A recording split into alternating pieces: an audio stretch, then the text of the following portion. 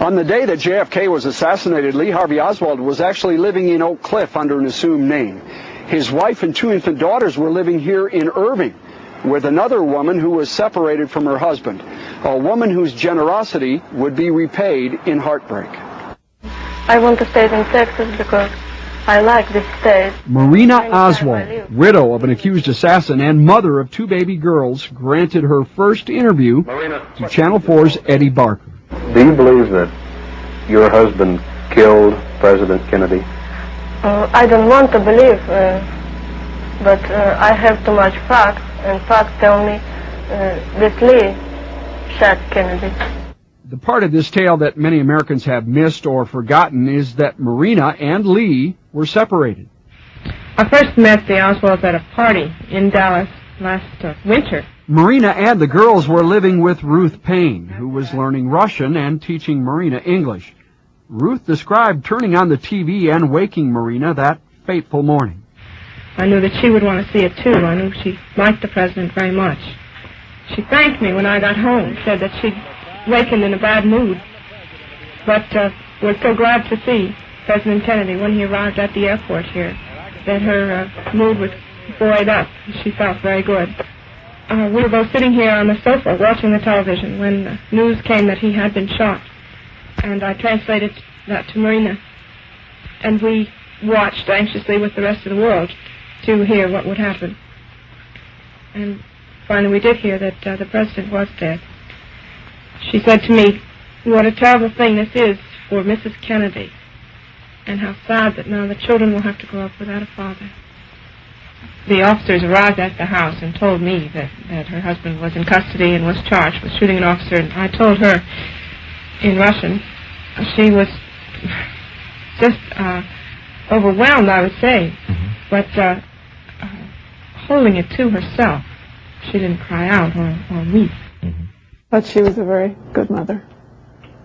She cared about her children a lot. 4 decades later, Ruth Paine, in her Florida home, talked about the young Russian emigre and her surly American husband, a couple she'd met exactly 9 months before the assassination.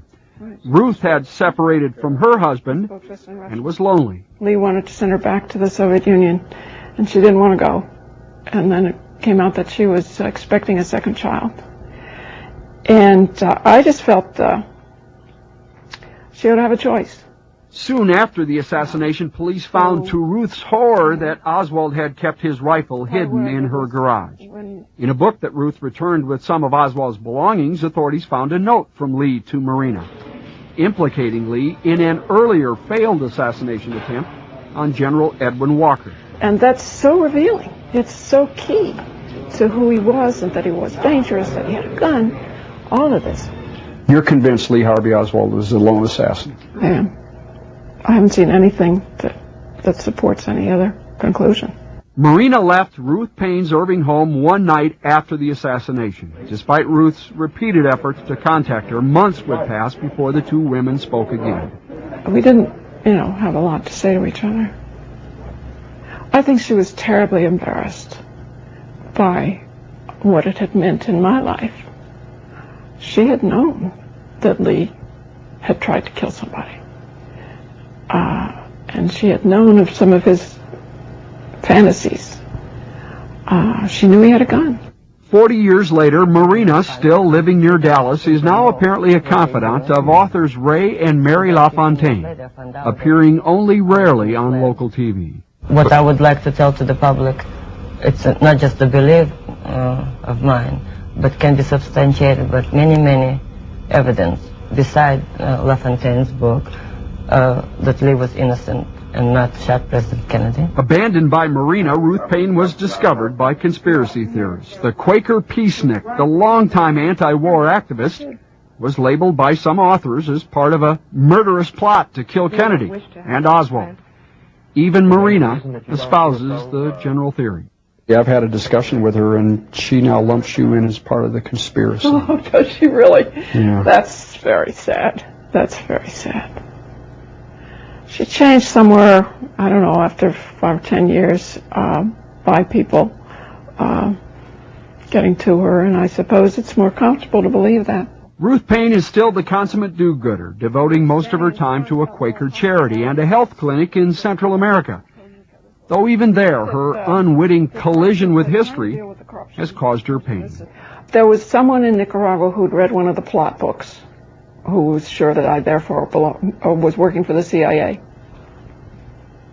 The people who know me kind of laugh, but what can you do? The hard thing for me is to accept, as I really must, that a lot of people will just believe what they're going to believe. And there's nothing much I can do about it. Ruth Paine's career of generosity has a new home base, a quiet bungalow just a stone's throw from the water in St. Petersburg, Florida, where she gardens and cares for a backyard full of fruit trees. One writer has called her the only wholly admirable figure in the JFK story, while another noted sadly that her good intentions paved the road to assassination. You move on, you live your life, but it doesn't really go away. The grief is there, and the grief centers around the loss of the president. Talking about Marina decades later, a tearful Ruth Paine sighed and asked, "What did we share but the worst thing that happened to either of us?" Richard Ray, Fox 4 News.